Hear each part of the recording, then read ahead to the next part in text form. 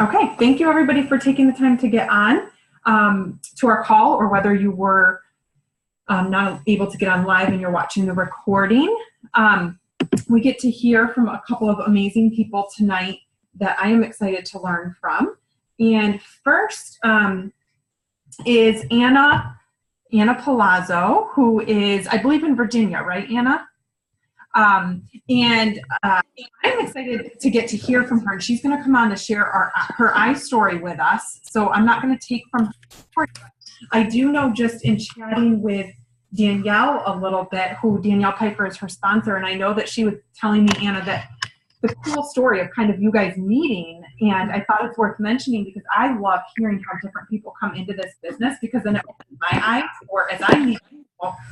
And you guys, Anna and Danielle, didn't even know each other a couple years ago, right? I think you met a couple years ago, maybe, at Barnes & Noble, just in passing, and swapped info based on something else that wasn't even Arbonne. And I believe the first time that Danielle brought Arbonne up to Anna, Anna said, thanks, but no thanks, not interested. But they continued a friendship and a relationship. And at some point, Danielle heard again, a need, a reason, a place that she could see Arbonne fit. And so she just kind of brought it up again. And then Anna was open to it. I'm going to let her hop on and share.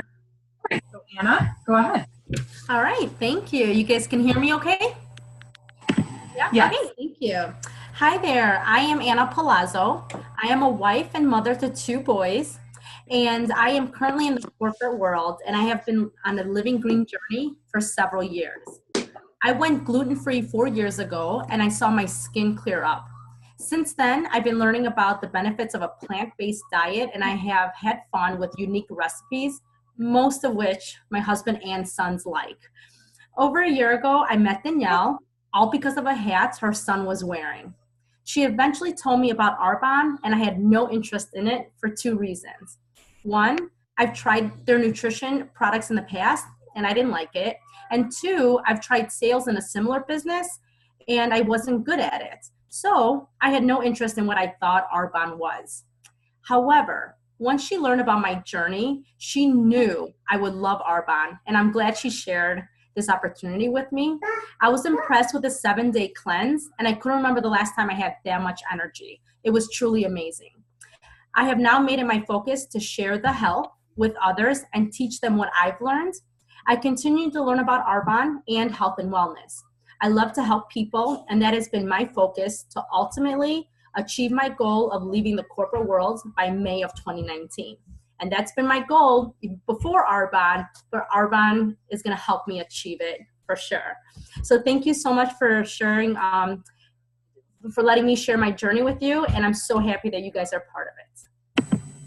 Anna, thank you so much. That was amazing. Well done. I can tell you've practiced that, and it shows, and that's so important. And I love how you shared what Arbonne's already done for you and where you're going with it and what you see for the future. So that was great. Thank you so much for that. So now I am going to introduce our trainer for tonight. Each month on these calls, our empowerment calls, we're doing the focus of a book each month. So we're not necessarily following it like chapter by chapter, but each trainer takes out something that stood out to them from the book, or something that they learned or grew through, and are focusing on that. So this month, this is our last week on the book Go Pro. So if you haven't read it, it's phenomenal. Really teaches you about how to be successful in the network marketing industry.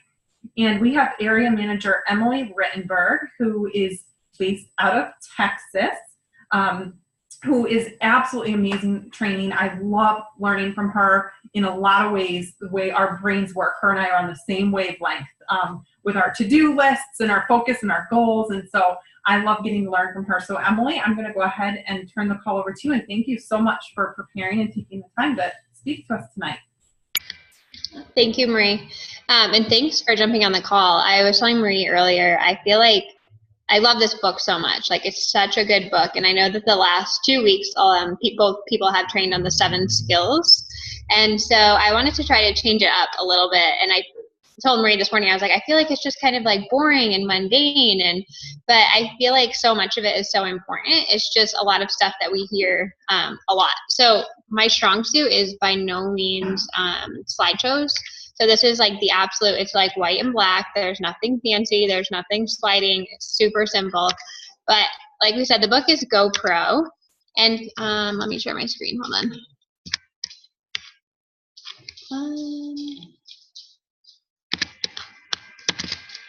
Perfect. Can you guys see that? Yes. Okay, awesome. So as we said, the book is GoPro, and I love how the book opens with this, just little quote saying, do you feel restless? Do you feel unsatisfied? Do you feel like there must be a better way when it comes to your work and the way that you make a living? The good news is that there is a better way. And I don't know about you guys, there's so many people on the call in terms of how long you've been in Arbonne and maybe what you did before Arbonne or what your reason was for starting Arbonne. But I feel like at some point in our life, we've all had this series of thoughts, like there has to be a better way, right? And we all go through these different phases of life, from maybe it's getting married or buying a house or paying for a wedding or having a baby or moving, whatever it is. You always go through this phase of life where you're like, gosh, like we need more than what we have right now. And you start thinking about what can we do to make it better? And I know my husband and I are kind of in a little phase of our life right now thinking like, what can we do, to make more income and to maybe live a better lifestyle or have more time freedom or have more financial freedom. And what's so funny is when you learn network marketing, you always go back to network marketing. And that's what I love so much about this book, is that not only does he teach us the skills, he teaches us why network marketing is a better way. So let's see, I don't even know how to go to the next slide. There we go. So the perfect career list. When Eric Worre goes and does trainings, he asks at his seminars, what would be the perfect career for you? And most people always start out with the things that they don't want, right? So no boss, no commute, no alarm clock, not having employees, no politics, no compromises, no discrimination, and no educational background. So that would be their perfect list. But then also, they want something positive. They want to have a great product or service. They want to be able to have the ability for an unlimited income. They want to have a residual income.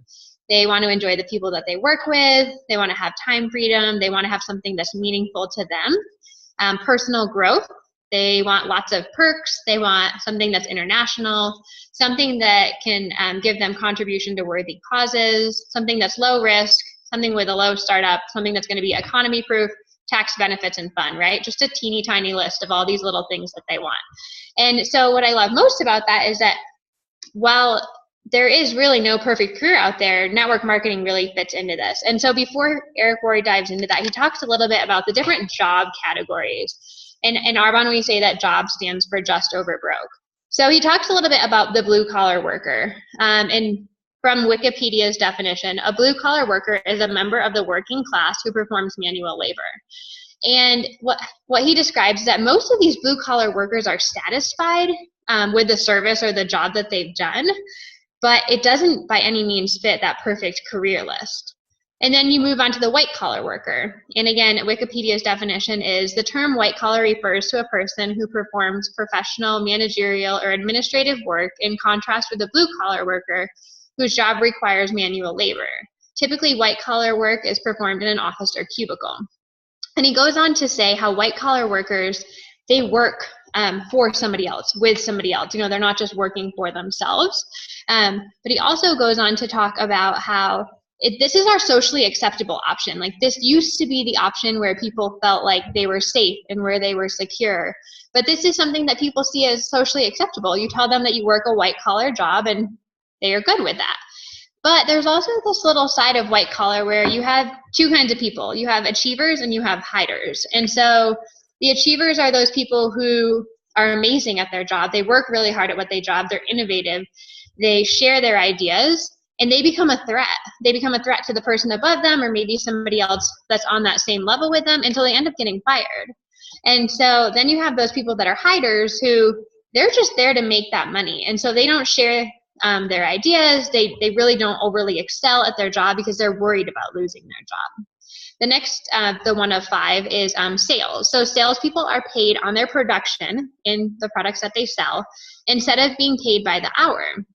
And you would think, okay, maybe this fits that perfect career list, right? You get to work for yourself. You get to probably work as often as you want, but you have sales quotas to meet. And what typically happens is people in sales start making money and making good money. And as that happens, their lifestyle grows and changes to fit that sales job. And so before you know it, that person who was making $100,000 now is living a lifestyle that exceeds that means. And now that person is working 50 hours, then 60, then 70, then 80. And so that they're working so much that they don't have any time to enjoy, because their lifestyle is just continuing to grow and they have to work harder and harder. They don't get that time leveraging that we have in Arbonne. So that doesn't fit the perfect job category.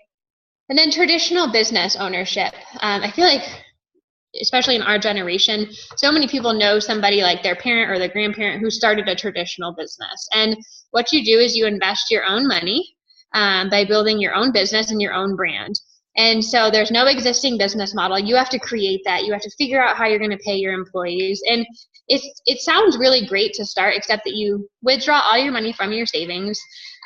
You take on the debt of a new business, and then you have to be everything for everyone. So if somebody doesn't show up, you have to be that person. You're the person who gets in early and stays late, the person who takes out the garbage. You do everything for the business. And then at the end of the day, you either struggle or you fail. You succeed or you fail, but it's one or the other, and it's a really high risk. So of course that doesn't fit the perfect career. And then with the investor, you obviously have to be really intelligent. You have to have the money to invest, the knowledge to invest, and you have to be good at it so that you can earn a living, but it's really risky. So again, that doesn't fit the perfect career. So network marketing is better. It fits in the new economy. So Eric Worre talks about what the new economy is. So it used to be go to school, get a job, work for that job for 40 years, and you get to retire. And now you go to school, you get a job, you're always looking for that next best job, kind of bouncing from job to job to job until it comes to that 40-year mark and you realize, oh my gosh, like I can't retire. And so that's what happens in the new economy. But with network marketing, we fit the new economy, and we allow for people to have no education to come in to make a six-figure or a full-time income working part-time and have that ability to retire. With network marketing, companies can provide corporate support and they can pay their distributors based on a performance basis. So again, you don't have to be one of those hiders. You can be an achiever and still have a team full of achievers and help so many other people achieve alongside of you and still be successful. It's extremely efficient in the new economy as word of mouth advertising continues to work better for us than any other form of advertising that's out there. Entrepreneurs get to receive all the benefits of that traditional business owner without all of the risk. So you get to make your own schedule. You get to work for yourself when you want to. And again, there's no cap on your income. So you can make as much money as you want or as much money as you need. The catch here is that you must accept a temporary loss of social esteem from ignorant people. And so what happens when you join network marketing is, like most of us have probably experienced, most people think you're crazy. They can't see why you would ever want to do anything like this. And it's either because they're uneducated on what network marketing is, or it's because they'll say that they've tried it and it doesn't work. And there's a reason for that. They either signed up with a company that didn't have a great compensation plan, that wasn't fair, didn't have a good system for success, or they truthfully just thought, I'm going to sign up and get rich on this really quickly and do really well. So network marketing isn't perfect by any means, but it is better. And so you have to decide to be a professional when you join a network marketing business. And so a lot of people, when they sign up for a network marketing company, whatever company that may be, they end up being posers. And what that means is they essentially treat the profession like a lottery ticket. So they sign up and they hope that they're going to hit it big and just make a lot of money by doing as little bit of effort as possible. I'm sure we've all met those people. And if you haven't met them, you definitely will. But what happens is those posers that do end up sticking around end up switching into being an amateur, where they start focusing on luck and timing and position and shortcuts. So they're thinking like, okay, if I get lucky, if I sign up that one person who's just going to be my ace, they're going to do everything and I'm going to be amazing. Or, you know what, I signed up right now and it is a ground floor opportunity because we are launching brand new products coming up here in April, and that's going to grow my business like crazy. Or maybe sometimes people think things like, oh, if only I had a different upline, or, oh, my upline is so amazing that I'm definitely going to go to the top of this company. And then again, sometimes amateurs they're looking for those shortcuts. They're looking for what's the easiest way to get to the top with doing the least amount of effort. And Eric Worre describes a network marketing professional as a person who is an expert at the skills required to build a large and successful network marketing organization. And as he describes, in order to be a professional, you have to be in the business for at least 7 years.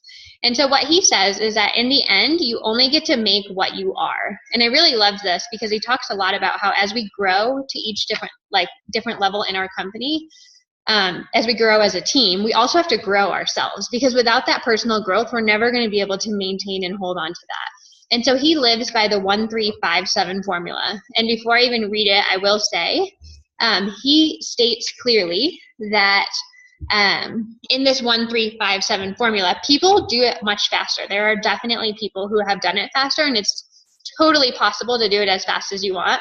But this is what he finds to be typical. So it takes about 1 year to become competent and profitable.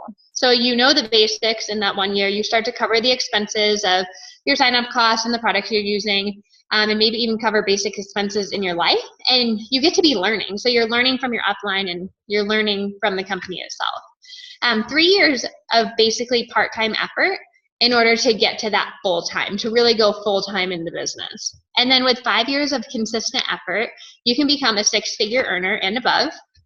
And then with 7 years of consistent effort, you can become a professional. And Eric Worre says when we have to make that decision to become a professional, we really have to stop focusing on luck and positioning and shortcuts and start focusing on the skills and commitment that it takes to be successful. And we have to practice until we've truly mastered those skills. And so what happens and what he finds is that when you treat your business like a profession and you treat it like a job and you treat it like something that it really is, you're going to attract more people to you because they're going to see that you're serious about what you're doing and that it's not a hobby. But when you treat it like a hobby, you're going to see that people think of what you're doing as a hobby, and they're not as likely to join you because they don't really think that you're so serious about it. So how do we grow in network marketing, and how do we get to the top of the company? So the top income earners in multi-level marketing are active students. They're always learning, always growing, and always trying to be better. So his tips for how to learn and how to get to the top of the company, the first one is to model successful behavior. And I loved that he said this because we hear it all the time. Don't reinvent the wheel. Find someone who is successful and model their behavior, right? So when people tell us, like our friend or whoever, like, oh, Arbonne doesn't work, or do what I do because I'm successful at whatever, that's not really what you want to follow, right? You want to be an executive national vice president. So pick that person who you believe is an executive national vice president with or without the title, and be coached by them and model their behavior. You want to study. So you want to get personal growth books just like we are doing right now. You can listen to audiobooks or read paperback books. You want to listen to trainings on SoundCloud. You want to get on the source and just really study the material that you have available to you during those non-income producing hours. You want to watch videos. So there's videos on the source, there's videos on YouTube, and then of course there's videos on carlitanelson.com to train. You want to utilize online and utilize the internet. So we have weekly Zoom calls, we have online meetings, we have presentations, and we have those online video trainings and recordings. It is super important that you attend any and all live events that your company puts on. So for us, that's Impact Training Tour, that's GTC, that's attending any CAR presentations, any retreats, and like any of the local monthly meetings that you have. You want to be careful of distractions. I really like this. People are always going to be there to distract you, and until you've mastered the 7 skills that Eric Worre talks about, you can't think about adding anything else to your to-do list. This was so big for me because I don't always think of things like volunteering my time or being a part of junior league or, helping a friend as a distraction. I think of that as something that I want to do.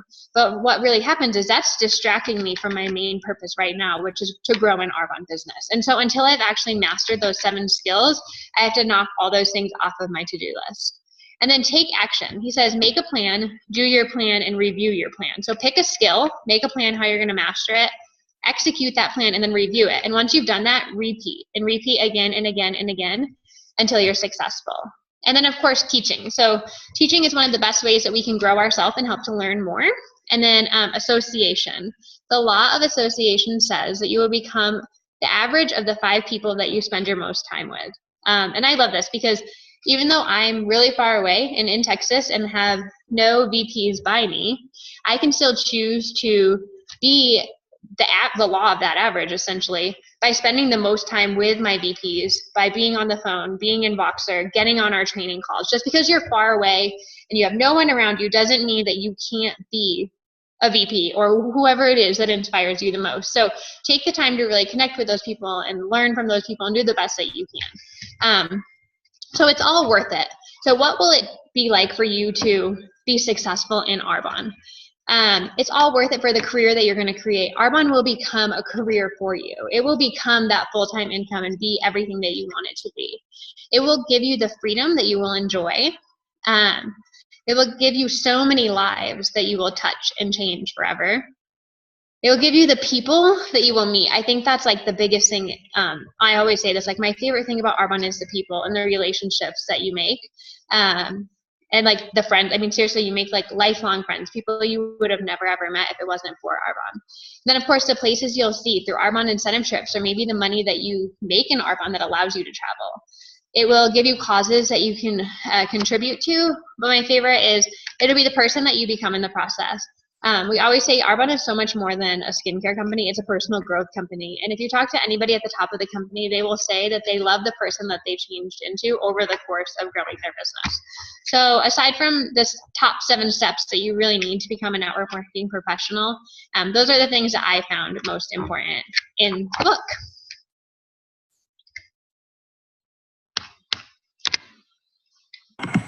Emily, thank you so much. That was so good. And I love that you focused on this because I feel like when people, I know for me at least, and for other people too, when we really like grasp and understand what we have in this business opportunity and how amazing and smart of a business plan it is, it grows our confidence in what we do, which grows our confidence in sharing it with others. And so I love that you kind of just typed it all out and put it in one little package there for us all to see, because that was amazing. And I know especially there's people on here that a lot of that was even new for, that are newer consultants. And so I love that you kind of ended this book with, like you said, we've been working on the different skills and things, and you brought that picture of the belief and confidence behind growing our knowledge of what it is we really do, and what we have to offer people and what we're a part of. It really is, like I tell people all the time, it's like you really can have it all. Like we think in life we can't, and then we can't have time and money. We can't have freedom and flexibility and income. Like, but with this, you really can. And I know for me, it just keeps getting better and better. And every milestone or step I take, it's just like more and more like too good to be true, but it's true and it's amazing. So thank you so much for that. That was amazing. I love hearing from you, and I would love to just open it up if we have a few minutes. If anybody has anything that stood out to you from what Emily shared that helped you, inspired you, that you liked from that, anything else you want to add, you can go ahead and just unmute yourself and hop on.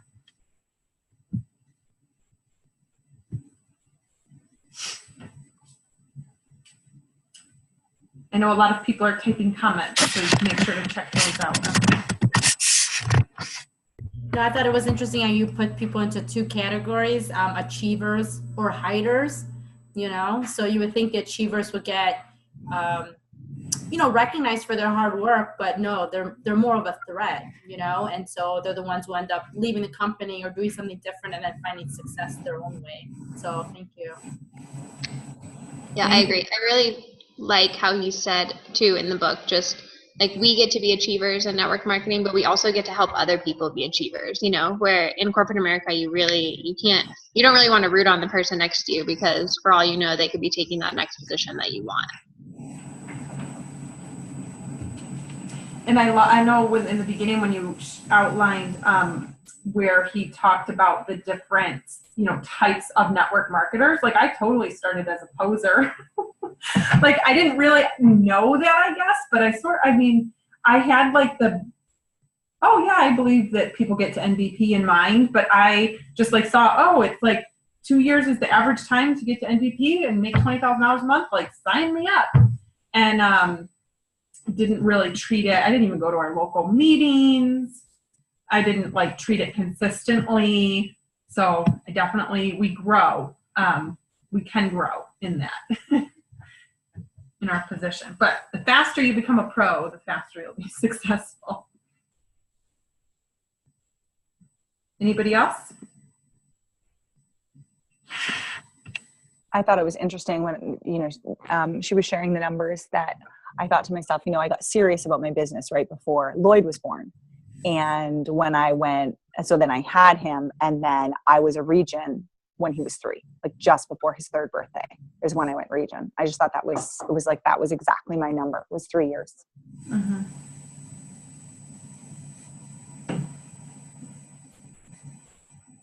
I would have to probably look, Nair, you could help me because I would say the time that I really got serious and started treating it professionally too was that when I came back from that retreat.